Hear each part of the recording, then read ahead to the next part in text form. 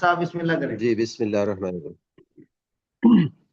باب اذا التقى المسلمان بسيفيهما وبه قال حدثنا عبد الله بن عبد الوهاب حدثنا حماد عن رجل لم يسمه عن الحسن قال خرجت بسلاحي ليالي الفتنة فاستقبلني أبو بكرة فقال أين تريد؟ قلت أريد نصرة ابن عم رسول الله صلى الله عليه وسلم قال رسول الله صلى الله عليه وسلم إذا تواجه المسلمان بسيفيهما فكلاهما من أهل النار قيل فهذا القاتل فما بال المقتول؟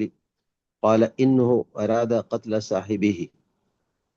قال حماد بن زيد فذكرت هذا الحديث لأيوب ويونس بن عبيد وأنا أريد أن يحدثان به فقال إنما روى هذا الحديث الحسن عن الأحنف بن قيس عن أبي بكرة قال حدثنا سليمان قال حدثنا حماد بهذا وقال مؤمل قال حدثنا حماد بن زيد قال حدثنا أيوب ويونس وهشام ومعل بن زياد عن الحسن عن الأحنف عن أبي بكرة عن النبي صلى الله عليه وسلم ورواه معمر عن أيوب ورواه بكار بن عبد العزيز عن أبيه عن أبي بكرة وقال غندر قال حدثنا شعبة عن منصور عن ربعي بن حراش عن أبي بكرة عن النبي صلى الله عليه وسلم ولم يرفعه سفيان عن منصور. ہاں جی، جزاکم اللہ خیرن۔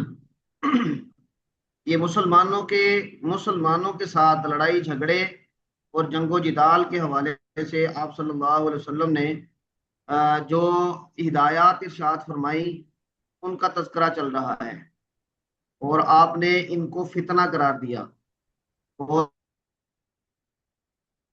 صلی اللہ علیہ وسلم نے بہت زور دے کر لوگوں کو کنارہ کش رہنے کی تلقین فرمائی۔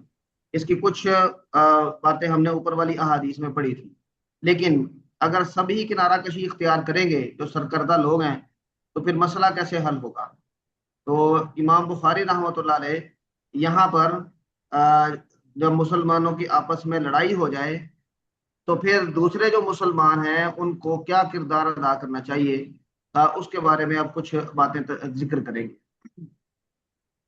یہ روایت جو امام بخاری نے ذکر کی ہے اذا التقى المسلمان بسيفيهما، اس عنوان کے تحت کہ جب مسلمان اپنی تلواریں لے کر ایک دوسرے کے آمنے سامنے آ جائیں تو پھر کیا کرنا چاہیے؟ تو اس میں حضرت ابو بکرہ جن کا پہلے بھی تذکرہ آیا ہے کہ یہ غیر جانبدار رہے تھے، کنارہ کش رہے تھے آپ صلی اللہ علیہ وسلم کی ہدایات کی روشنی میں، تو ان کا ایک واقعہ ذکر کیا ہے، اور یہ واقعہ حضرت علی رضی اللہ تعالی عنہ اور حضرت عائشہ اور حضرت امیر معاویہ رضی اللہ تعالی عنہما ان کے درمیان جب جنگ جمل اور جنگ صفین ہوئی تھی، یہ اس دور کا ہے۔ تو امام بخاری اس روایت کی سند بیان کرتے ہوئے حماد سے آگے یہ ذکر کرتے ہیں ان رجل، یعنی حماد ایسے آدمی سے ذکر کر رہے ہیں یہ حدیث لم یسمی، جن کا انہوں نے نام نہیں لیا، اور وہ آدمی ان الحسن، وہ حسن سے ذکر یہ روایت کرتے ہیں۔ اب اگر نام نہیں لیا تو یہ راوی مجہول ہوا، اور راوی اگر مجہول ہو تو وہ سند منقطع ہی سمجھی جاتی ہے مجہول راوی کی وجہ سے۔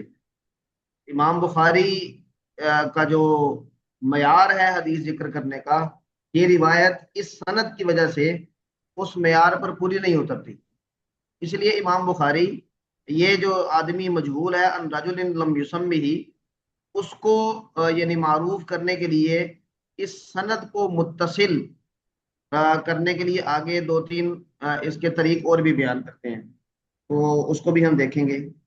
انہوں نے حضرت حسن بصری رضی اللہ تعالیٰ عنہ رحمۃ اللہ علیہ ان سے یہ نقل کیا ہے کہ خرجت بسلاحی لیالی الفتنہ، میں فتنے کی راتوں میں کسی رات میں اپنا اسلحہ لے کر نکلا، فاستقبلنی ابو بکرہ، میرا آمنا سامنا ہوا حضرت ابو بکرہ کے ساتھ، تو انہوں نے مجھ سے پوچھا اینا ترید، کہاں کا ارادہ ہے؟ تو میں نے کہا اريد نصرت ابن عم رسول اللہ صلی اللہ علیہ وسلم، میں رسول اللہ صلی اللہ علیہ وسلم کے چچا زاد جو ہیں ان کا یعنی حضرت علی رضی اللہ تعالیٰ عنہ کی مدد کے لیے جا رہا ہوں۔ تو انہوں نے پھر یہ روایت بیان کی کہ رسول اللہ صلی اللہ علیہ وسلم نے فرمایا اذا تواجہ المسلمان بسیفیہما، جب دو مسلمان اپنی تلواریں لے کر آمنے سامنے آ جائیں لڑنے کے لیے، تو دونوں من اہل النار، وہ دونوں ہی آگ والے ہیں۔ تو کسی نے پوچھا کہ ہاذا للقاتل، قاتل کے لیے تو یہ سمجھ میں آتا ہے، فما بال المقتول، تو جو آدمی جان سے گیا اس کا کیا حال ہے، اس کو کیوں آگ میں ڈالا جائے گا؟ تو آپ نے فرمایا انہ اراد قتل صاحبہ، وہ بھی اسی ارادے سے آیا تھا کہ اپنے سامنے والے کو قتل کر دے۔ ہاں اس کا داؤ نہیں چلا تو یہ قتل ہو گیا، اگر اس کا داؤ چل جاتا تو پھر یہ اس کو قتل کر دیتا۔ تو دونوں کا ارادہ کیونکہ ایک دوسرے کو مارنے کا تھا، تو اس لیے اپنی اس نیت اور ارادے کی وجہ سے ان کا ٹھکانہ بھی آگ ہی ہوگا۔ اب یہ حضرت ابو بکرہ نے ان کو روکنے کے لیے یہ بات کہی کہ یعنی آپ نہ اس میں شرکت نہ کریں۔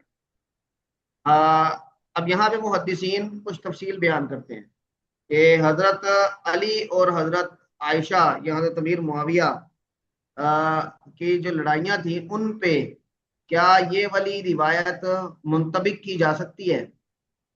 ہاں بطور زجر کے لوگوں کو روکنے کے لیے تو حضرت ابو بکرہ نے اس کا استعمال کیا، لیکن فکلاہما من اہل النار، کیا اس کا مصداق یہ لوگ بن سکتے ہیں؟ اس میں وہ تفصیل بیان کرتے ہیں کہ یہاں پہ انہوں نے زجرن اس کا تذکرہ کیا ہے، لیکن یہاں پہ مراد جو مجتہدین اگر کسی اجتہادی خطا کی وجہ سے اور درست موقف پر کسی غلط فہمی کی وجہ سے آپس میں آمنے سامنے ہوتے ہیں، جیسے کہ حضرت علی، حضرت عائشہ، حضرت امیر معاویہ یہ آپس میں ہوئے، دونوں کا موقف اپنی اپنی جگہ پہ ٹھیک تھا، حکمت عملی اور یعنی کب عمل کرنا ہے اس پر اختلاف ہوا، تو ان پر یہ والا جملہ فکلاہما من اہل النار یہ منطبق نہیں ہوتا۔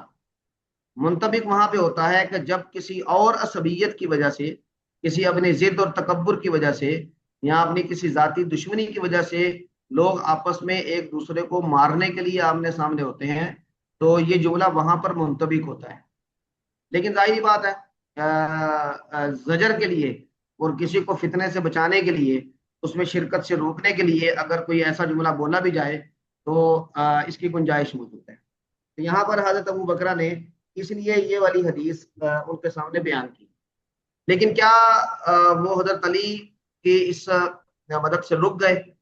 تو پہلے مرحلے میں تو وہ رک گئے تھے، لیکن پھر یہ پیچھے روایت گزری ہے اس میں مغازی میں بھی، پھر انہوں نے قرآن کریم کی وہ آیت ذکر کی کہ وَإِن طَائِفَتَانِ مِنَ الْمُؤْمِنِينَ اقْتَتَلُوا فَأَصْلِحُوا بَيْنَهُمَا، تو فَإِن بَغَتْ إِحْدَاهُمَا عَلَى الْأُخْرَى، تو اس آیت سے استدلال کر کے انہوں نے کہا کہ میں حضرت علی کو حق پہ سمجھتا ہوں، تو میرا اس آیت کی روشنی میں ان کے ساتھ کھڑا ہونا ٹھیک ہے۔ تو پھر انہوں نے جا کے تو حضرت علی رضی اللہ تعالیٰ عنہ کے ساتھ یعنی کیا ان کی مدد کی اور ان کی طرف سے لڑائی بھی کی۔ اچھا، حماد بن زید کہتے ہیں کہ میں نے یہ حدیث ایوب، یونس بن عبید ان کے سامنے میں نے یہ حدیث ذکر کی، اور میں یہ چاہتا تھا کہ وہ یہ حدیث مجھے میرے سامنے بیان کرے، یعنی اس کو متصل کر لیں۔ تو وہ کہتے ہیں انما روا ھذا الحدیث الحسن عن الاحنف بن قیس عن ابی بکرہ، تو حسن نے یہ حدیث احنف بن قیس اور ابو بکرہ سے یہ نقل کی ہے۔ اور پھر انہوں نے کہا حدثنا سلیمان قال حدثنا حماد بهذا وقال مؤمل حدثنا حماد بن زید قال حدثنا ایوب ویونس وہشام ومعل بن زیاد، یعنی یہ عن رجل لم یسمہ، حماد کے بعد یہ چار لوگ اس میں موجود ہیں، اس لیے یہ حدیث منقطع نہیں ہے۔ یہ جو ان رجل، یہ رجل مجہول نہیں ہے، بلکہ یہ راوی درمیان میں موجود ہے۔ عن الحسنی عن الاحنفی عن ابی بکرۃ عن نبی صلی اللہ علیہ وسلم، تو مرفوع روایت ہے۔ اور اس کے علاوہ بھی اس روایت کے طرق موجود ہیں۔ رواہ معمر عن ایوب वरवाहु बकार इब्न अब्दुल अजीज अन अबीही अन अबी बकरता।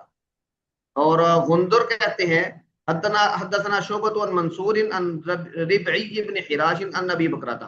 गोया कि ये एक और तरीक आ गया जो कि इसको सनद को मुत्तसिल कर रहा है, ये सनद मुनक़ते नहीं है। वलम यरफाहु सुफियान अन मंसूर, और सुफियान से जो यानी तरीक है उसको उन्होंने मरफू नहीं किया, वो हजरत अबू बकरा का कौल के तौर पे उन्होंने यहाँ पर जिक्र किया है, आप सल्लम का तज़किरा दरमियान में नहीं आया। तो इमाम बुखारी ने वहां पर अन रजुलिन लम युसम्मिही, उसको हम्माद के बाद अयूब, यूनुस, हिशाम, मुअल्ल इब्न ज़ियाद, ये सारे के सारे जो रिजाल हैं वो वहां पर मौजूद हैं, इसलिए ये हदीस मुनक़ते नहीं है। हाँ जी, यहाँ किसी के ज़हन में कोई सवाल हो तो फरमाएं। अच्छा जी, अगली रिवायत पढ़े जी डॉक्टर साहब।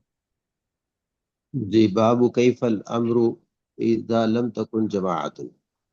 वबिही क़ाल हद्दसना मुहम्मद इब्न अब्द इब्न अल-मुसन्ना क़ाल हद्दसना अल-वलीद इब्न मुस्लिम क़ाल हद्दसना इब्न जाबिर क़ाल हद्दसनी बुस्र इब्न उबैदिल्लाह अल-हदरमी अन्नहु समिअ अबा इदरीस अल-खौलानी अन्नहु समिअ हुज़ैफ़ा इब्न अल-यमानी यक़ूलु कान अन्नासु यसअलूना रसूलल्लाहि सल्लल्लाहु अलैहि वसल्लम अनिल खैरि व कुन्तु अस्अलुहु अनिश शर्रि व खाफता अन युद्रिकनी फ़क़ुल्तु या रसूलल्लाह इन्ना कुन्ना फी जाहिलियतिन व शर्रिन फजाअना अल्लाहु बिहादल खैरि फहल बाद हादल खैरि मिन शर्रिन क़ाल नअम क़ुल्तु वहल बाद ज़ालिका शर्रि मिन खैरिन क़ाल नअम व फ़ीहि दख़नुन क़ुल्तु फ़मा दख़नुहु क़ाल क़ौमुन यहदून बिग़ैरि हदयि तारिफु मिनहुम व तुनकिरु क़ुल्तु हल बाद ज़ालिकल खैरि मिन शर्रिन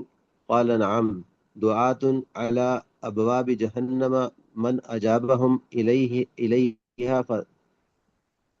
फ़क़ज़फ़ूहु फ़ीहा क़ुल्तु या रसूलल्लाह सिफ़हुम लना क़ाल हुम मिन जिल्दतिना व यतकल्लमून बिअल्सिनतिना क़ुल्तु फ़मा तअमुरुनी इन अदरकनी ज़ालिक क़ाल तल्ज़मु जमाअतल मुस्लिमीन व इमामहुम क़ुल्तु फ़इन लम यकुन लहुम जमाअतुन वला इमामुन क़ाल फ़अतज़िल तिल्कल फ़िरक़ कुल्लहा वलौ अन्न तअद्दा बिअस्लिन शजरतिन हत्ता वलौ युद्रिकल मौत।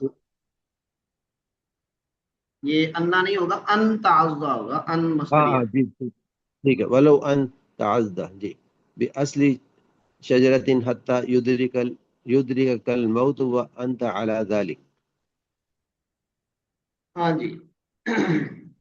अब एक सूरत तो ये है कि जब ऐसा कोई बगावत का या फितने का माहौल हो तो आदमी किनारा कशी इख्तियार करे, लेकिन अगर उसे किसी के साथ जाना ही हो, किसी जमात के साथ, तो वो क्या करे? तो मुसलमानों का जो नज़्म इज्तिमाई है और जिसका टाइटल इमाम है या खलीफा है या जमहूर है, तो हदीस में उनके साथ रहने का, जमात के साथ रहने की तलकीन की गई है। और आप सल्लल्लाहु अलैहि वसल्लम ने फरमाया मन शज़्ज़ शुज़्ज़ फिन्नार, जो जमात से अलग हुआ तो वो गोया कि आग में अलग करके डाल दिया गया। तो अगर जमात मौजूद है किसी ऐसे फितने के वक्त और नज़्म इज्तिमाई मौजूद है, तो आदमी को उसके साथ रहना और उसको कायम रखने के लिए खलीफा की हिमायत करते हुए अपने आप वजन उसमें डालना चाहिए। और इसका दो मकासद हो सकते हैं। एक मकसद तो ये कि वाक़यातन खलीफा, इमाम, जमात ये हक पर हो, और आपने फरमाया कि ला तज्तमी उम्मती अला ज़लाला, मेरी उम्मत ये किसी गुमराही पर जमा नहीं हो सकती। इसका मतलब है कि अगर कसीर है अहले हल्लो वक़्त, अहले इल्म ये किसी तरफ हैं, तो इसका मतलब है कि ये हक उसी तरफ है। एक वजह तो ये हो सकती है। दूसरी वजह ये है कि अगर खलीफा जुल्म भी कर रहा है और जो नज़्म इज्तिमाई है वो किसी पर जुल्म कर रहा है और वो खड़े हो गए हैं, तो उनका खड़े होना नज़्म इज्तिमाई या इमाम या खलीफा के सामने ان کی قوت نہ ہونے کی وجہ سے ان کو آزمائش میں ڈالیں، اور ان کی وجہ سے پھر بہت سے لوگ آزمائش میں پڑیں گے۔ تو لوگوں کو اس آزمائش سے بچانے کے لیے اور امن و امان برقرار رکھنے کے لیے بھی آپ کو چاہیے کہ آپ جماعت کا ساتھ دیں، اور لوگوں کے جان مال عزت آبرو کی حفاظت کا ذریعہ بنے۔ یہ ہدایت ہے۔ حضرت حذیفہ رضی اللہ تعالیٰ عنہ یہ آپ صلی اللہ علیہ وسلم سے فتنوں کے بارے میں سوالات کیا کرتے تھے، اور انہی کو آپ صلی اللہ علیہ وسلم نے منافقین کے نام بھی بتائے تھے۔ حضرت عمر رضی اللہ تعالیٰ عنہ جب مدینہ میں کوئی فوت ہوتا تو اس کے جنازے میں جا کے دیکھتے حذیفہ شریک ہے یا نہیں، تو اگر حذیفہ شریک ہوتے تو آپ بھی شرکت کرتے، اور اگر حذیفہ شریک نہ ہوتے تو حضرت عمر بھی اس میں شرکت نہ کرتے۔ اور کئی دفعہ حضرت عمر نے حضرت حذیفہ سے یہ بھی سوال کیا کہ کیا کہیں میرا نام تو ان میں نہیں ہے؟ تو حضرت حذیفہ نے ان کو کہا کہ نہیں، آپ کا نام نہیں ہے۔ تو حضرت حذیفہ کا یہ مزاج تھا، اور وہ بتاتے ہیں کہ میں آپ صلی اللہ علیہ وسلم سے شر کے بارے میں سوال پوچھا کرتا تھا، لوگ خیر کے بارے میں پوچھتے تھے، میں شر کے بارے میں پوچھتا تھا۔ تو انہوں نے پھر یہ روایت نقل کی ہے، اور اس میں آپ صلی اللہ علیہ وسلم سے یہ آخر میں سوال کیا کہ اگر کہیں ایسی کنڈیشن ہو جائے کہ جہاں پہ جماعت کوئی نہ ہو، نظم اجتماعی کوئی نہ ہو، خلیفہ کوئی نہ ہو، تو پھر مجھے کیا کرنا چاہیے؟ اور آپس میں مسلمان لڑ رہے ہیں، طوائف الملوکی ہے، تو کیا کریں پھر؟ اس وقت آپ صلی اللہ علیہ وسلم نے فرمایا کہ فاعتزل تلک الفرق کلھا، آپ کو اس وقت ان سب فرقوں سے الگ ہونا چاہیے، اور آپ پھر تنہائی اختیار کریں، آپ الگ تھلگ ہو جائیں، آپ کنارہ کشی اختیار کر لیں۔ تو یہ ایک قسم کی ہائرارکی بھی ہماری سمجھ میں آتی ہے کہ ہمیشہ ایسا نہیں ہے کہ کنارہ کشی اختیار کر لینا، پہاڑوں پہ چلے جانا اور اپنے گھروں میں بیٹھ جانا یہی آئیڈیل رویہ ہے، کہ ہمیشہ ایسا نہیں ہے، بلکہ جو سرکردہ لوگ ہیں ان کو آگے بڑھ کے اس فتنے کو ٹھنڈا کرنے کی کوشش کرنی چاہیے۔ تو پہلا رویہ یہ ہے کہ حق والوں کا ساتھ دیا جائے۔ ہاں، جب آپ دیکھیں کہ ایسا دھواں آ گیا ہے کہ حق اور باطل کا پتہ ہی نہیں چل رہا، اور ہماری وہاں پہ شرکت اس فتنے کو کم کرنے کے بجائے بڑھائے گی، تو پھر آپ کو کیا کنارہ کشی اختیار کرنے کا رویہ اپنانا چاہیے۔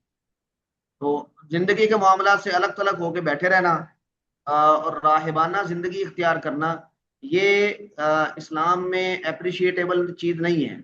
لا رہبانیت فی الاسلام، بلکہ زندگی کے میدان میں کود کے اور وہاں کے مسائل کو بہتری کی طرف لے کر جانا، یہ اصل رویہ ہے۔ لیکن کبھی ایک ایسی کنڈیشن آ جاتی ہے کہ آدمی کو اپنی ہی فکر کرنی پڑتی ہے، اپنے آپ کا بچاؤ کرنا پڑتا ہے، اپنے ایمان کی اور اپنے جان مال عزت آبرو کی، تو پھر اسے بہرحال کنارہ کشی اختیار کرنے کا بھی یعنی گنجائش موجود ہے۔ آگے روایت آئے گی حضرت سلمہ بن اقوا والی، تو اس میں بھی اسی کی طرف اشارہ ہوگا۔ تو یہ حضرت حذیفہ بن یمان ابو ادریس خولانی کہتے ہیں کہ میں نے حذیفہ بن یمان سے سنا کہ وہ کہہ رہے تھے کہ لوگ کان الناس یسألون رسول اللہ صلی اللہ علیہ وسلم عن الخیر، لوگ پوچھتے تھے آپ صلی اللہ علیہ وسلم سے خیر کے بارے میں، وکنت اسألہ عن الشر، میں آپ صلی اللہ علیہ وسلم سے شر کا سوال کیا کرتا تھا اس خوف کی وجہ سے کہ کہیں وہ شر مجھے ہی نہ چمٹ جائے۔ تو میں نے آپ صلی اللہ علیہ وسلم سے پوچھا ان کن فی جاہلیت و شر، ہم جاہلیت اور برے حالات میں تھے، تو اللہ نے ہمارے پاس اللہ یہ والی خیر لائے، یعنی اسلام کی، تو کیا اس خیر کے بعد کوئی شر بھی ہے؟ فہل بعد ھذا الخیر من شر، تو آپ نے فرمایا نعم۔ تو میں نے پوچھا هل بعد ذلك الشر من خیر، تو شر کے بعد کوئی خیر بھی آئے گی؟ آپ نے فرمایا ہاں آئے گی، وفیہ دخن، لیکن اس میں کچھ دھندلا پن ہوگا، دھواں ہوگا، وہ مکمل طور پہ یہ والی خیر نہیں ہوگی۔ تو آپ نے وہ کہتے ہیں میں نے پوچھا کہ وہ جو دھواں ہوگا، دخن، وہ دھندلا پن، وہ کیا ہوگا؟ تو آپ نے اس کے بارے میں فرمایا کہ قوم، ایسی قوم آئے گی یہدون بغیر ہدی، وہ میری سیرت سے الگ سیرت اختیار کرے گی، میری رہنمائی یا ہدایت اس سے الگ راستے پر چلے گی۔ تعریف منہم و تنکرو، تم ان سے معروف چیزیں بھی دیکھو گے اور منکر چیزیں بھی دیکھو گے۔ تو میں نے کہا فہل بعد ذالک الخیر من شر، لگا اس خیر کے بعد جس میں معروف منکر ذرا مکس ہوگا، تو کیا اس کے بعد بھی کوئی شر آئے گا؟ تو آپ نے فرمایا کہ بالکل آئے گا. دعات علی ابواب جہنم، ایسے داعی ہوں گے جو جہنم کے دروازوں پہ کھڑے ہو کے لوگوں کو بلائیں گے. من اجابہم الیہا قذفوہ فیہا، جو ان کی بات کو قبول کر لے گا تو وہ اس کو اس جہنم میں گرا دیں گے. تو حضرت حذیفہ کہتے ہیں کہ میں نے کہا یا رسول اللہ صفہم لنا، ان کو کچھ صفات بیان کریں. تو آپ صلی اللہ علیہ وسلم نے فرمایا ہم من جلدتنا، وہ ہمارے ہی طرح کے ہوں گے، یعنی ہماری طرح کی ان کے جسم ہوں گے، ہماری طرح کی ان کی شناخت ہوگی، عرب ہوں گے. وَيَتَكَلَّمُونَ بِأَلْسِنَتِنَا، ہماری ہی زبان بولیں گے. قُلْتُ فَمَا تَأْمُرُنِي إِنْ أَدْرَكَنِي ذَلِكَ، انہوں نے کہا کہ مجھے آپ کیا حکم دیتے ہیں اگر میں ایسے لوگوں کے ساتھ میرا سامنا ہو جائے؟ تو آپ نے اس وقت یہ فرمایا تلزم جماعت المسلمین و امامہم، تمہیں مسلمانوں کی جماعت اور ان کے امام کے ساتھ چمٹ جانا چاہیے، یعنی تمہارا وزن ان کے ساتھ ہونا چاہیے. اگرچہ تمہیں ان کی چکنی چپٹی باتیں اور ان کی چیزیں اٹریکٹ کریں گی، فتنہ تو تبھی ہوگا نا کہ ان کی باتوں میں کوئی وزن نظر آئے گا، لیکن تمہیں اپنی رائے پر اصرار کرنے کے بجائے اگر رائے اس کی طرف جا رہی ہے پھر بھی مسلمانوں کی جماعت کے ساتھ ہونا چاہیے، تاکہ امن و امان برقرار رکھنے میں اور لوگوں کی جان مال عزت آبرو قائم رہنے اور ان کی حفاظت کرنے کا انتظام ہو سکے. تو آپ نے یہ ہدایت ارشاد فرمائی. اب ان میں سے پہلا شر کون سا تھا، بعد میں خیر کون سی آئی؟ تو محدثین اس کا مختلف چیزوں پر اطلاق کرتے ہیں. مثلا کہتے ہیں کہ جو آپ صلی اللہ علیہ وسلم کا اور شیخین حضرت ابو بکر و عمر کا زمانہ تھا، یہ خیر تھا. پھر حضرت عثمان کے زمانے میں جو اختلاف ہوا وہ شر ہے، اور پھر وہ اختلاف جنگوں تک پھیلا. پھر اس کے بعد خیر آئی، یعنی امن و امان ہو گیا. اور پھر اس کے بعد جو حضرت حسین رضی اللہ تعالیٰ عنہ کی شہادت کا واقعہ ہے یہ شر ہے. اور حضرت علی حضرت عثمان کے بعد جو خیر آئی ہے اس میں جو خوارج آئے ہیں ان میں یہ دخن تھا. اور اس کے بعد پھر جو فتنے اٹھے ہیں آپ صلی اللہ علیہ وسلم نے ان کے بارے میں یہ پیشن گوئی فرمائی. اور پھر خیر کو حضرت عمر بن عبدالعزیز تک لے کر جاتے ہیں محدثین. اس کا مطلب ہے کہ یہ اتار چڑھاؤ یہ آتے رہیں گے، اس کا یہ مطلب ہے. اور یہ ظاہری بات ہے کہ ہر زمانے میں یہ اتار چڑھاؤ آتے رہیں گے، خیر بھی ہوگی شر بھی ہوگا. اور اس میں ہمارا یعنی ایک عام آدمی کا جو فرض بنتا ہے وہ نظم اجتماعی اگر کوئی قائم ہے، خلیفہ ہے، امام ہے، تو مسلمانوں کی اکثریت ایک طرف ہے تو اسی کی طرف جانا چاہیے کیونکہ عافیت اسی میں ہے.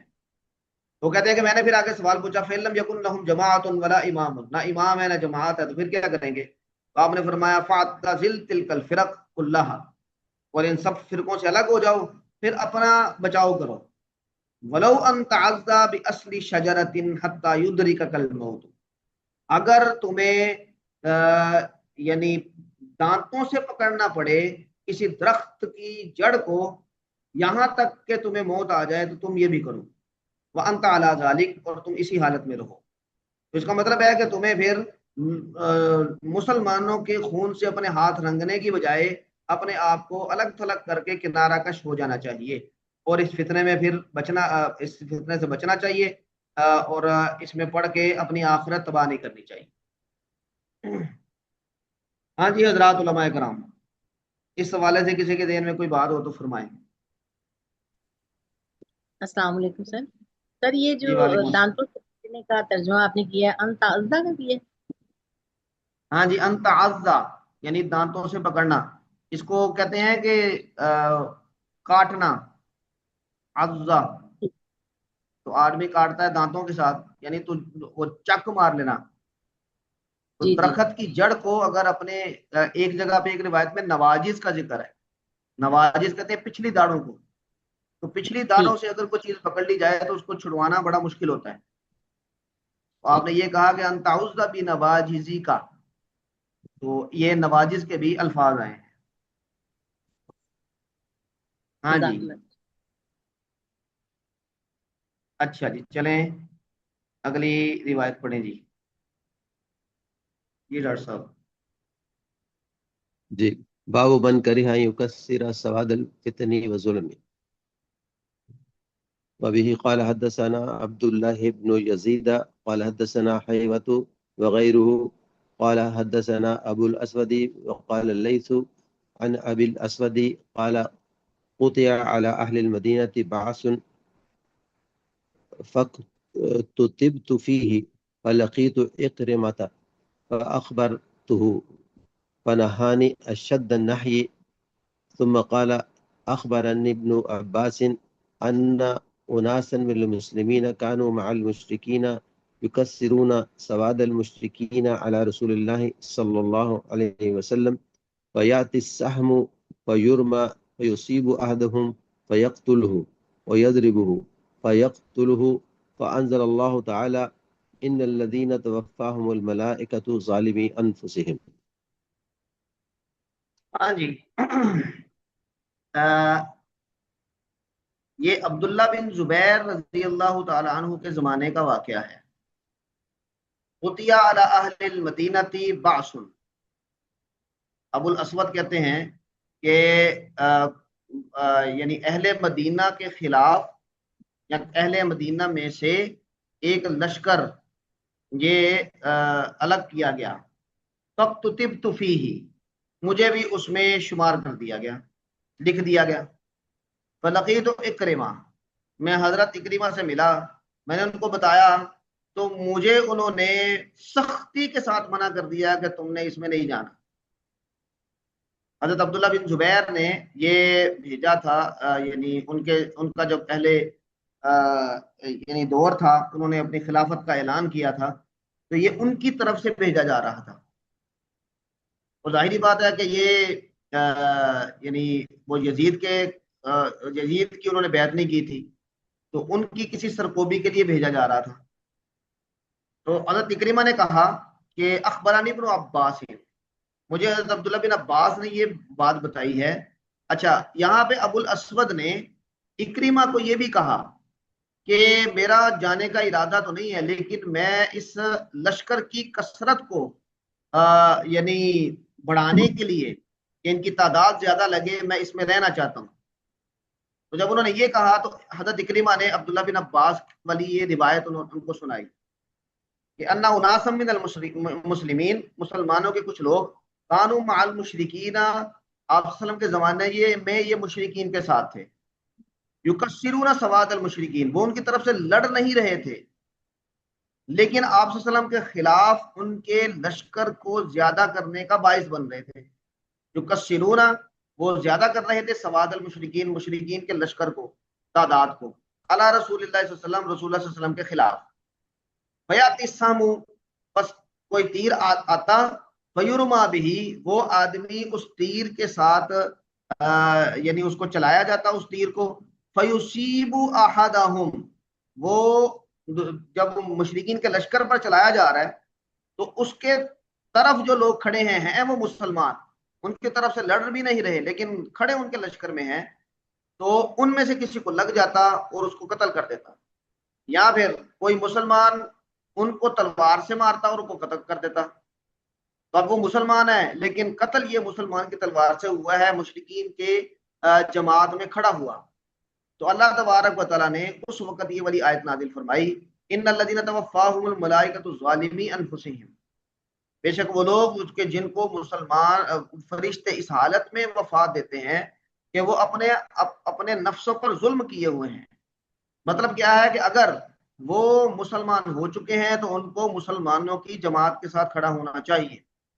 جب وہ مسلمان ہو چکے ہیں تو پھر مشرکین کے ساتھ کیوں کھڑے ہیں؟ مطلب کہ اگر آپ کسی موقف کو درست سمجھتے ہیں تو پھر آپ اس کی طرف ہوں، آپ اس کے مخالف موقف میں ویسے ہی جا کے کھڑے نہ ہو جائیں شو پیس بن کے ان کے. آپ وہاں جا کے صرف کھڑے ہوں گے تو ان کی تعداد زیادہ نظر آئے گی، کسی کو کیا پتا ہے کہ یہ مسلمان ہے اور یہ مشرک ہے.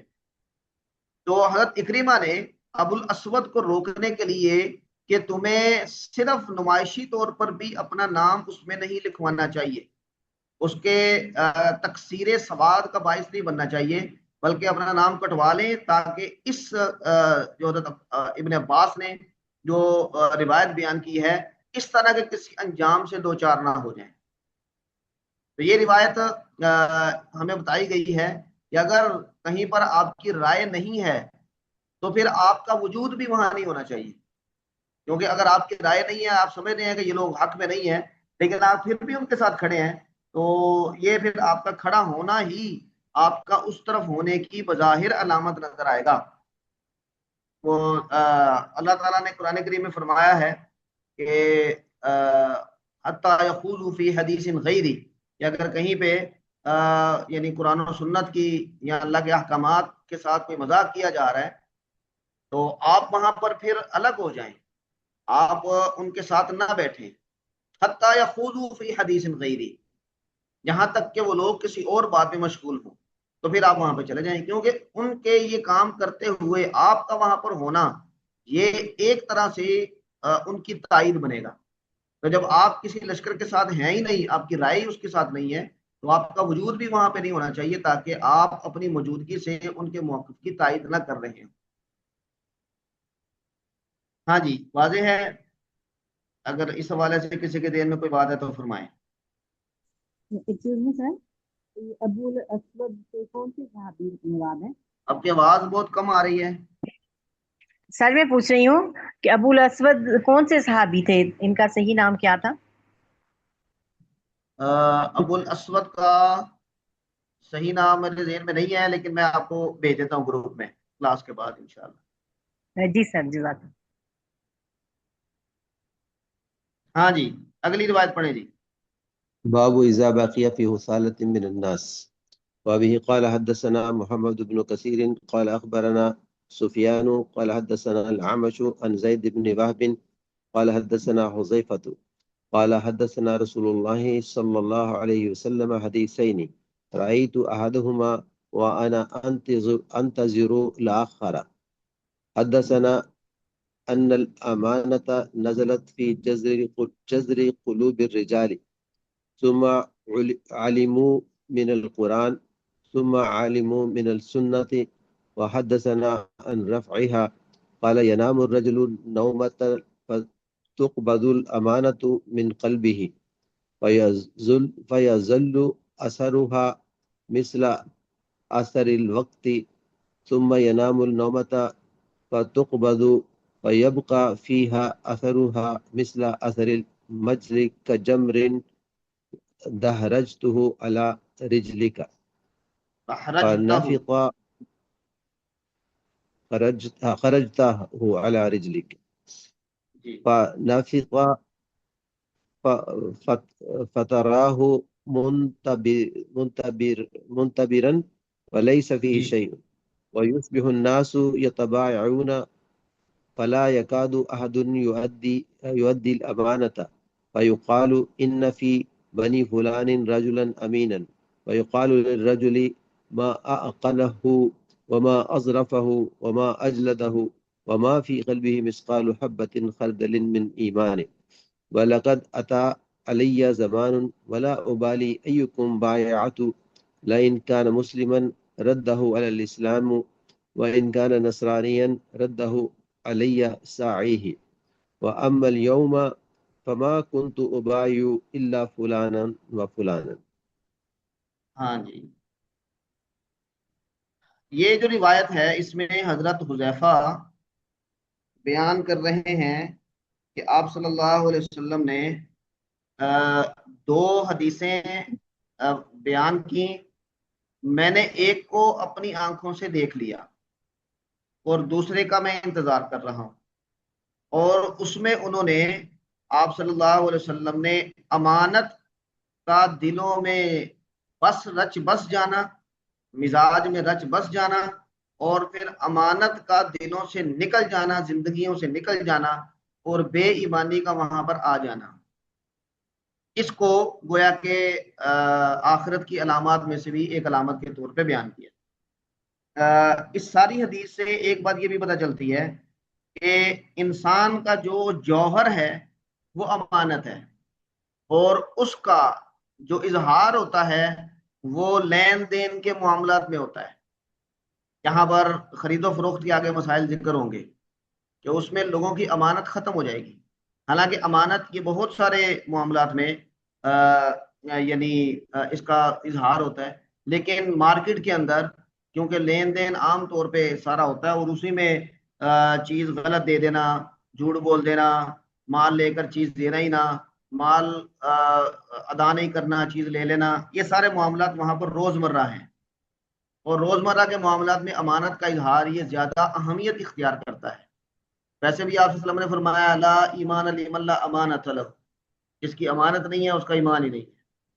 تو حضرت حذیفہ بھی یہاں پر امانت کو فوکس کر کے مرکز بنا کے یہ بتا رہے ہیں کہ امانت کا دلوں میں جاگزیں ہو جانا یہ آپ صلی اللہ علیہ وسلم کی شخصیت اور تربیت کا معجزہ ہے. اور پھر اس امانت کا رفتہ رفتہ دنیا سے، دلوں سے نکل جانا، رویوں سے نکل جانا، لین دین سے اٹھ جانا، یہ گویا کہ قیامت کی نشانیوں میں سے ایک نشانی بھی ہے. اس کی وہ کیفیت بیان کر رہے ہیں. اور یہ بھی ظاہری بات ہے کہ یہ فتنہ ہے. تو یہاں پر امام بخاری جو ٹائٹل بنایا اذا بقی فی خصالۃ من الناس، جب کوئی آدمی لوگوں کے ریند کھوند، خصالہ یعنی جو شریر لوگ ہیں، جو بے ایمان لوگ ہیں، ان میں باقی، ان میں رہ جائے تو پھر اسے کیا کرنا چاہیے. تو زید بن وہب یہ بیان کرتے ہیں کہ حذیفہ نے کہا کہ رسول اللہ صلی اللہ علیہ وسلم نے دو حدیثیں بیان کی، رأیت احدہما وانا انتظر الاخر، ایک کو میں نے دیکھ لیا ہے اور دوسرے کا میں انتظار کر رہا ہوں. اب جن کو انہوں نے دیکھ لیا اس کی کیا تعبیر کی، حدثنا ان الامانۃ نزلت، آپ نے بیان کیا کہ امانت یہ فی جذری قلوب الرجال، لوگوں کے دلوں کے بالکل تہوں کے اندر اتری. اب یہ بیان کر رہے ہیں کہ جب آپ صلی اللہ علیہ وسلم تشریف لائے تو اس وقت سوسائٹی کے اندر جو لوگ تھے ان میں بہت ساری صفات تھیں. یہ مشرکین مکہ کہہ لیں یا عرب کے لوگ کہہ لیں، قریش کہہ لیں، جو آپ صلی اللہ علیہ وسلم کے ارد گرد جمع ہوئے، جن کو قرآن نے براہ راست پہلے مخاطب بنایا، تو ان میں بہت ساری صفات تھیں. ان میں ایک صفات یہ بھی تھی کہ امانت فطری طور پہ ان کے اندر اتری ہوئی تھی دلوں میں. ثم علموا من القرآن، پھر انہوں نے امانت کی اہمیت یہ قرآن سے سیکھی. ثم علموا من السنہ، پھر اسی امانت کی اہمیت یہ سنت سے بھی سیکھی. تو گویا کہ یہ سونے پہ سہاگا ہو گیا، اور نور علی نور، اور دلوں کے اندر امانت ایسی جاگزی ہوئی کہ یہ مزاجوں کا حصہ بن گئی. اور پھر یعنی یہ صحابہ کرام کا یہ رویہ انہوں نے یعنی بالکل واضح واضح دیکھا آپ صلی اللہ علیہ وسلم کی شخصیت کی وجہ سے. پھر وہ کہتے ہیں کہ وحدثنا عن رفعها، آپ نے امانت کے اٹھ جانے کے بارے میں بھی ہمیں بتایا، اور یہ فرمایا کہ ایک آدمی سوئے گا، اس کی امانت اٹھ جائے گی، قبض کر لی جائے گی اس کے دل سے، تو اس کا صرف ایک دھبا سا باقی رہ جائے گا. فَيَظَلُّ أَثَرُهَا مِثْلَ أَثَرِ الْوَقْتِ، ایک دھبے کی طرح کا ایک باقی رہ جائے گا اثر اس کا. اس کا مطلب ہے کہ امانت بچی کچھ ہی امانت اس کے دل میں بچے گی. اچھا، یہ امانت کیا اچانک اٹھے گی؟ ایسا نہیں ہوگا، بلکہ لوگوں، اللہ تبارک و تعالیٰ کبھی بھی یعنی اچانک کسی سے اس کی یہ نعمت نہیں چھینتے. جب وہ نعمت کی ناقدری کرتا ہے تو پھر اللہ تعالیٰ نعمت چھینتے ہیں. تو اللہ تعالیٰ محفوظ فرمائے. آپ صلی اللہ علیہ وسلم یہ دعا کیا کرتے تھے کہ میں پناہ مانگتا ہوں نعمتوں کے چھن جانے سے. تو یہ بھی اسی طرح کی ایک نوعیت ہے کہ لوگ جب امانت کو خاطر میں نہیں لائیں گے پھر اللہ اٹھا لے گا. ثم ینام النومۃ، پھر وہ سوئے گا، یعنی پھر کچھ عرصے کے بعد ایسا ہوگا تو وہ پھر امانت اللہ تعالیٰ جو رہی بچی کچھ ہے وہ بھی اٹھائے گا، اور اس کا پھر ایک اثر رہ جائے گا مثل اثر المجلی. مجل کہتے ہیں کیا کہتے ہیں کہ جب کوئی چیز جل جائے تو اس پہ کیا کہتے ہیں اسے، تھوڑا نہیں کہتے، وہ جلنے سے جو جلد اوپر والی جلد پھول جاتی ہے، چھالا کیا بن لفظ، جاتا. چھالا، آبلہ. آبلہ چھالا. تو اب وہ مجل یعنی وہ آبلہ یا چھالا کی طرح کا اثر ہوگا، جیسے کہ ایک جمرن، ایک دہتا ہوا کوئلہ، دحرجتہ علی رجلی کا، آپ اس کو اپنے پاؤں پر رکھ لیں، فنفیتا، پھر وہ پھول جائے یعنی چھالے کی طرح، فتراہ منتبرن، آپ اسے منتبرن یعنی پھولا ہوا دیکھیں، ولیس فیہ شیء، اس میں کچھ بھی نہ ہو، آپ ایسا کر کے اس کو کچھ چیز لگائیں تو وہ بالکل ایسے بیٹھ جائے، اس کا مطلب ہے کہ پھر وہ رہی بچی کچھ امانت بھی گئی، تو پھر کیا ہوگا؟ وَيُصْبِحُ النَّاسُ يَتَبَايَعُونَ، لوگ آپس میں خرید و فروخت کریں گے، اور کوئی بھی ایسا نہیں ملے گا جو امانت کو ادا کر رہا ہو، اور پھر یہ کہا جائے گا ان فی بنی فلان رجلا امینا، کہ ہاں وہ فلاں قبیلے میں ایک آدمی ہے جو امین ہے، امانت والا ہے، اور کسی آدمی کو یہ کہا جائے گا ما عقلہ، کیا ہی عقل مند آدمی ہے، وما اظرفہ، کیا ہی ظریف یعنی خوش مزاج آدمی ہے، وما اجلدہ، کیا ہی بہادر آدمی ہے، یعنی یہ اس کی تعریف کی جائے گی کسی آدمی کی، وما فی قلبہ مثقال حبۃ من خردل من ایمان، ان ساری صفات کے باوجود اس کے دل میں ایک ذرے کے برابر بھی ایمان باقی نہیں ہوگا، تو یعنی ایمان اور امانت یہ گویا کہ لازم و ملزوم ہے، تو امانت جاتے جاتے جاتے جاتے ایمان کو بھی اپنے ساتھ ہی لے جائے گی۔ وَلَقَدْ أَتَىٰ عَلَيَّ زَمَانٌ، اب حضرت حذیفہ فرما رہے ہیں کہ مجھ پر ایک زمانہ ایسا بھی آیا، وَلَا أُبَالِي أَيُّكُمْ بَایَعْتُ، مجھے کوئی پرواہ نہیں تھی کہ میں کس کے ساتھ خرید و فروخت کا معاملہ کر رہا ہوں، سبھی لوگ امین تھے، سبھی امانت والے تھے، جس کے ساتھ بھی کریں اور تسلی ہوتی تھی کہ ہاں حق ادا کرے گا۔ لیکن کانا مسلمن رتہ علی الاسلام، اگر وہ مسلمان ہوتا جس کے ساتھ میں خرید و فروخت کا معاملہ کر رہا ہوں تو میرا حق اسلام لوٹا دیا کرتا، ردہ علیہ، مجھ پر یہ میرا حق یہ لوٹا دیتا، الاسلام اسلام، یعنی اسلام اس کو مجبور کرتا کہ بھئی میں مسلمان ہوں، مجھے بے ایمانی نہیں کرنی، امانت داری کے ساتھ سارے معاملات کرنے ہیں، تو اس کا اسلام اسے مجبور کرتا۔ میں کانا نصرانیا، اور اگر میری کوئی خرید و فروخت کسی نصرانی کے ساتھ ہوتی تو ردہ علیہ سعیہ، تو مجھ پر میرا حق لوٹاتا اس کیا یعنی سربراہ، سربراہ کا مطلب ہے کہ ان کے اندر بھی مجموعی طور پہ امانت کا ایسا چلن تھا کہ ان کا نظم حکومت یا ان کے سربراہ ان کو مجبور کرتے کہ بھئی اگر تم بے ایمانی کرو گے تو تمہاری وجہ سے ہم بھی بدنام ہوں گے، تو وہ ان پر سختی کرتے کہ لوگوں کے ساتھ امانت داری کا سلوک کرنا ہے۔ وَأَمَّا الْيَوْمُ، حضرت حذیفہ کہتے ہیں کہ آج، فَمَا كُنْتُ أُبَایِعُ، تو میں کسی کے ساتھ یہ خرید و فروخت کا معاملہ نہیں کرتا، إِلَّا فُلَانًا وَفُلَانًا، ہاں سوائے کچھ اشخاص کے، اس کا مطلب ہے کہ ان کے دور میں ہی امانت کا حال یہ تھا کہ وہ آہستہ آہستہ آہستہ اس کا مارجن کم ہوتا جا رہا تھا۔ یہ بڑی اہم حدیث ہے، آج کل ہمارے ہاں بھی یعنی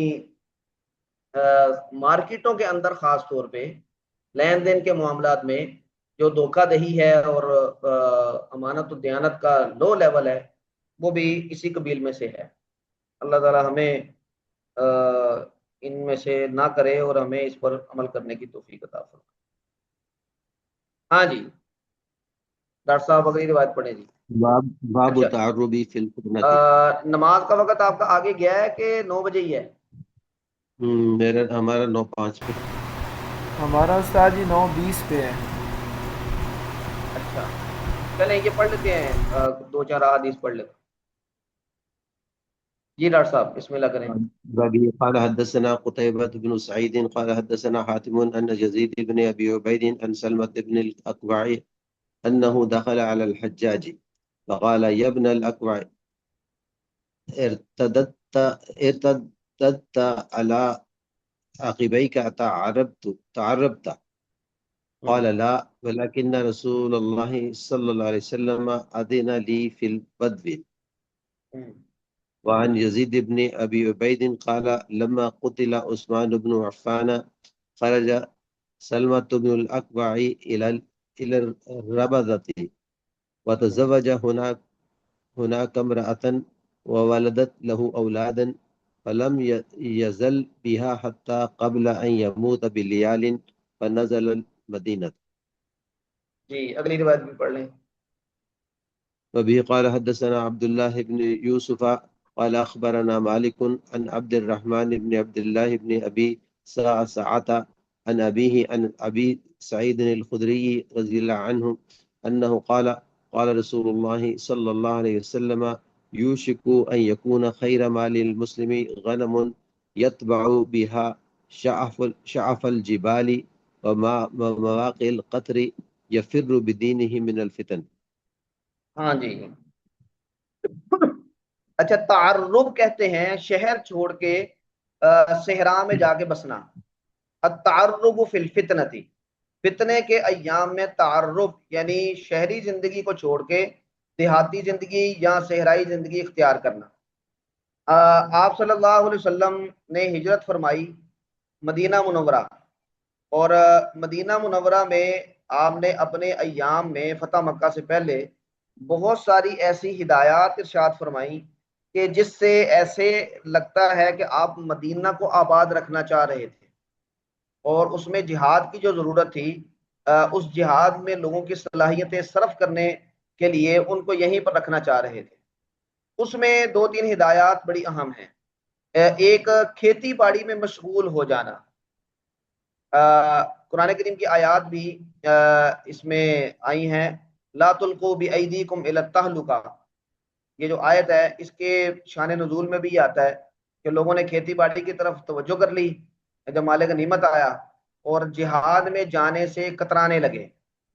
تو آپ صلی اللہ علیہ وسلم پر اللہ نے یہ آیت نازل فرمائی اور ان کو تنبیہ کی کہ اگر کھیتی باڑی میں لگے رہو گے تو جو تمہارے ہاتھ آیا ہے، جو تم نے حاصل کیا ہے، یہ بھی جائے گا. اس لیے اپنے جہاد کے معاملات سے توجہ ادھر ادھر نہ کرو.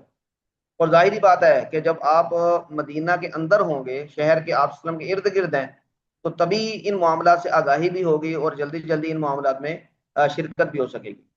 تو اسی تناظر میں آپ نے لوگوں کو مدینہ سے یعنی شہری زندگی سے باہر جا کے دیہاتی زندگی اختیار کرنے سے بھی بہت ساری احادیث میں روکا ہے. اور آپ نے ایک روایت میں یہ بھی فرمایا کہ من سکن البادیہ، کہ جو کسی گاؤں میں جا کے رہنے لگا تو وہ بہت ساری خیروں سے محروم ہو گیا. تو یہ ایک یعنی گراؤنڈ ریئلٹی بھی ہے کہ گاؤں کے اندر بہت ساری سہولیات نہیں ہوتی اور شہر کے اندر بہت ساری سہولیات ہوتی ہیں. وہاں پہ آپ کا رابطہ ہوتا ہے، وہاں پہ آپ کو بہت سارے وسائل مل جاتے ہیں، لوگوں کے ساتھ ربط ہوتا ہے، معلومات ملتی ہیں. تو اس تناظر میں بھی تو لوگوں میں ایک تاثر یہ بھی تھا. اور تیسرا تاثر یہ تھا کہ بھئی ہم نے مدینہ کی طرف ہجرت کی ہے، اور اگر ہم اب مدینہ کو چھوڑتے ہیں تو ہماری وہ ہجرت کامل نہیں رہے گی. مغازی میں بھی ہم نے دیکھا تھا کہ جب مکہ کی طرف لوگ گئے ہیں تو وہاں پر ان کو یہ فکر تھی کہ ہم مدینہ واپس چلے جائیں تاکہ ہم اپنی ہجرت کو کامل رکھ کے دنیا سے رخصت ہوں. تو یہ بھی تھا کہ ہم مدینہ سے باہر جائیں گے تو گویا کہ وہ ہجرت والا معاملہ ہمارا وہ ناقص ہو جائے گا. تو اسی تناظر میں سلمہ بن اقوا رضی اللہ تعالی عنہ سے حجاج نے یہ سوال پوچھا. تو حضرت سلمہ بن اقوا کہتے ہیں کہ انہ دخل علی الحجاج، وہ حجاج کے ساتھ ملاقات کے لیے آئے. تو اس حجاج نے کہا یا ابن الاقوا، اے ابن اقوا، ارتدت علی عقبیک، تم اپنی ایڑیوں کے بل پھر گئے ہو دین سے. تعربت، تو نے صحرائی زندگی اختیار کر لی ہے. تو اس کا مطلب تھا کہ آپ صلی اللہ علیہ وسلم نے تو منع کیا ہے اور تمہارے جیسے سرکردہ آدمی کو تو شہر میں رہ کے معاملات دیکھنے چاہیے، آپ چلے گئے صحرا میں. تو حضرت سلمہ بن اقوا نے کہا لا، ایسا نہیں ہے، لیکن رسول اللہ صلی اللہ علیہ وسلم اذن لی فی البدوی، آپ صلی اللہ علیہ وسلم نے مجھے اس کی اجازت دی تھی کہ میں بدوی زندگی اختیار کر لوں. تو یزید بن ابی عبید کہتے ہیں کہ جب عثمان بن عفان رضی اللہ تعالیٰ عنہ کو شہید کیا گیا تو سلمہ بن اقوا یہ روضہ کی طرف چلے گئے. گویا کہ انہوں نے یہ جو فتنہ برپا ہوا تھا جنگوں کا، اس سے کنارہ کشی اختیار کی. حالانکہ یہ جنگجو آدمی تھے اور تیر انداز تھے، بہت مشہور، دوڑنے میں بڑے ماہر تھے. ان کے واقعات ہیں، آپ صلی اللہ علیہ وسلم نے ان کو بڑی تعریف کی ان کی. لیکن ایسا جنگ و جدال والا آدمی اس سے کنارہ کش ہو گیا. وَتَزَوَّجَ هُنَاكَ امْرَأَةً وَوَلَدَتْ لَهَا أَوْلَادًا، وہاں پر شادی کی، اولاد ہوئی، اور پھر وہیں پر رہے. موت سے چند ایام پہلے وہ مدینہ آئے اور پھر مدینہ میں ان کا انتقال ہوا. تو یہ اس کا تناظر یہ ہے. حضرت ابو سعید خدری کی اگلی روایت ہے، تو وہ آپ صلی اللہ علیہ وسلم کیا اسی تناظر میں یہ یعنی فرمان ذکر کر رہے ہیں کہ ہو سکتا ہے کہ مسلمان کا سب سے بہترین مال وہ بکریاں ہوں کہ جن کے ساتھ وہ پہاڑ کی چوٹی یا بارش یہاں پر برستی ہے ان جگہوں پر چلا جائے اور وہاں جانے کا مقصد کیا ہو، یفر بدینہ من الفتن، اپنے دین کو لے کر فتنوں سے بچاؤ کے لیے وہ بھاگ جائے، کنارہ کش ہو جائے۔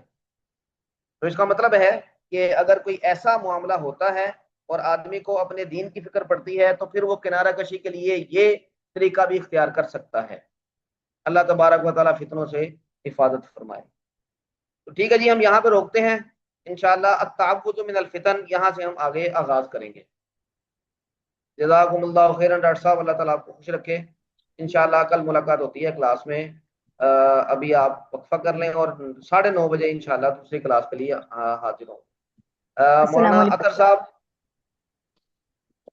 تو سر جی اگر آپ کے پاس ٹائم ہو تو ایک سوال تھا میرا۔ جی فرمائیں۔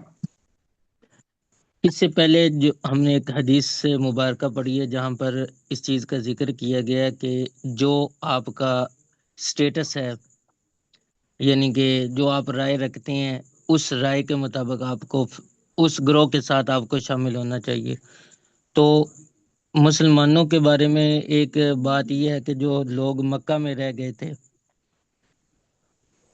تو باقی تو جی مسلمان ہجرت کر کے آ گئے تھے، تو وہاں پہ جو کمزور لوگ تھے اپنے ایمان کی حفاظت کرنے کے لیے یا اپنی جان کی حفاظت کرنے کے لیے، تو جی کیا جو کچھ اس طرح کے لوگ اس گروہ کے ساتھ کفار کے ساتھ شامل ہوتے تھے تو کیا ان کے بارے میں یہ احادیث میں یہ آیت مبارکہ میں یہ بات بیان کی گئی ہے، یہ اس کا کیا پس منظر ہے؟ اچھا دیکھیں، جو تو کمزور لوگ تھے، خواتین تھیں، بزرگ تھے، وہ اپنے اس معذوری اور بیماری یا کمزوری کی وجہ سے وہاں پر رہے تو وہ معذور کے زمرے میں آئے ہیں، یہ ان کے بارے میں نہیں ہے۔ لیکن انسان ٹھیک ہو گیا۔ فطری طور پہ کبھی کبھی انسان فطری طور پہ کمزور ہوتا ہے، بزدل ہوتا ہے۔ آپ صلی اللہ علیہ وسلم سے سوال پوچھا گیا کہ کیا کوئی آدمی مسلمان جبانن بزدل ہو سکتا ہے؟ تو آپ نے فرمایا ہاں ہو سکتا ہے۔ کسی نے پوچھا کہ کیا مسلمان زنا کر سکتا ہے؟ آپ نے فرمایا کہ ہاں کر سکتا ہے۔ یہ یعنی شیطان کے بہکاوے میں آ کے کسی کمزور لمحے میں وہ ایسا کر سکتا ہے۔ تو یہ سوال پوچھے گئے، اس کا مطلب ہے کہ جو فطری طبیعت ہوتی ہے بہرحال اس میں بھی یعنی انسان اس کے مطابق بھی بہت سارے جرأت مندانہ فیصلے نہیں کر سکتا۔ تو یہاں سے وہ لوگ مراد ہیں جو اپنے فطری کمزوری کی وجہ سے وہاں پر رہ گئے تھے، وہ عذر نہیں تھا جو بزرگوں کو، خواتین وغیرہ کو تھا۔ اور وہ لوگ یعنی اپنی اس فطری کمزوری کی وجہ سے مشرکین کے سرداروں کی مخالفت بھی نہیں کر سکتے تھے، اور اس مخالفت نہ کرنے کی وجہ سے وہ آ جاتے تھے ان کے اجتماعات میں اور ان کے اس طرح کے معاملات میں۔ ان کے بارے میں یہ کہا گیا کہ تھوڑی جرأت کرنی چاہیے، اگر عذر کوئی نہ ہو تو بزدلی اس حد تک نہیں جانی چاہیے کہ آپ دوسروں کی قوت کا باعث ہی بن جائیں۔ ٹھیک ہو گیا جی۔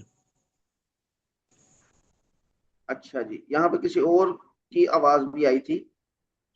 جی استاد جی، میں ہاں نے جی، درخواست کرنی تھی کہ کل کچھ مصروفیت کی بنا پر کلاس میں شامل نہیں ہو سکوں گی کہ تو کتاب الحکام کی عبارت نہیں پڑھی جائے گی، تو اگر کل یہی کتاب فتن جو ہے اسی کو کنٹینیو رکھیں، پھر نیکسٹ ویک دونوں کلاسز میں پھر ہم کتاب الحکام جو ہے وہ اس کو کنٹینیو کر لیں گے۔ اچھا جی، چلیں ٹھیک ہے، انشاءاللہ میں ڈاکٹر صاحب سے درخواست کر لوں گا، انشاءاللہ ہم کتاب الفتن کو ہی آگے کل بھی پڑھ لیں گے۔ ٹھیک ہے جزاک انشاءاللہ۔ اللہ۔ جزاک ٹھیک ہے اللہ جی، خیر۔ پڑھ لیں گے انشاءاللہ۔ جی ڈاکٹر صاحب بہت شکریہ، اللہ تعالیٰ خوش رکھے آپ کو۔ ٹھیک ہے جی، ہم 9:30 بجے دوبارہ کلاس میں ملتے ہیں۔ السلام علیکم ورحمۃ اللہ وبرکاتہ۔